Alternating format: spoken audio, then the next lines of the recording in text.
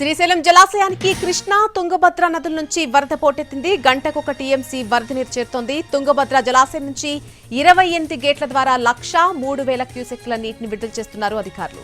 సుంకేశ్ల జలాశయం నుంచి 20 గేట్లు ఎత్తి 1,00,000 క్యూసెక్లు విడుదల చేస్తున్నారు. తుంగభద్ర నుంచి నీటి విడుదల 1,50,000కు పెంచే అవకాశం ఉంది.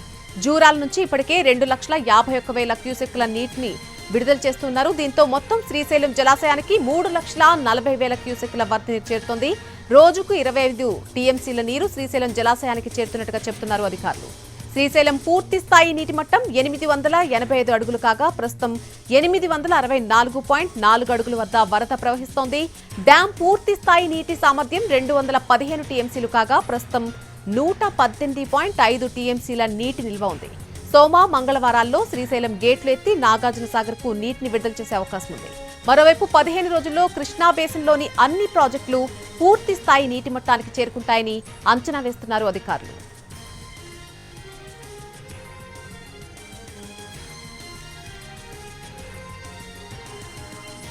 శ్రీశైలం జలాశయానికి కృష్ణా తుంగభద్ర నదుల నుంచి వరద పోటెత్తింది. గంటకొక టీఎంసీ వరద నీరు చేరుతోంది.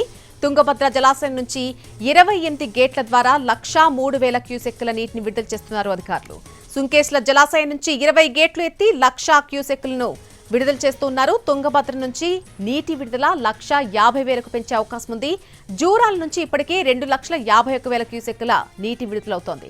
దీంతో మొత్తం శ్రీశైలం జలాశయానికి 3,40,000 క్యూసెక్కుల వరద నీరు చేరుతోంది. రోజుకు 25 టీఎంసీల నీరు శ్రీశైలం జలాశయానికి చేరుతున్నట్టుగా చెబుతున్నారు అధికారులు.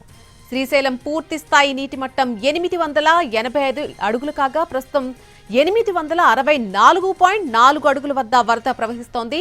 డ్యాం పూర్తి స్థాయి నీటి సామర్థ్యం 215 టీఎంసీలు కాగా ప్రస్తుతం 118.5 టీఎంసీల నీటి నిల్వ ఉంది. సోమ మంగళవారాల్లో శ్రీశైలం గేట్లు ఎత్తి నాగార్జున సాగర్ కు నీటిని విడుదల చేసే అవకాశం ఉంది. మరొకవైపు 15 రోజుల్లో కృష్ణా బేసిన్లోని అన్ని ప్రాజెక్టులు పూర్తి స్థాయి నీటి మట్టానికి చేరుకుంటాయని అంచనా వేస్తున్నారు అధికారులు.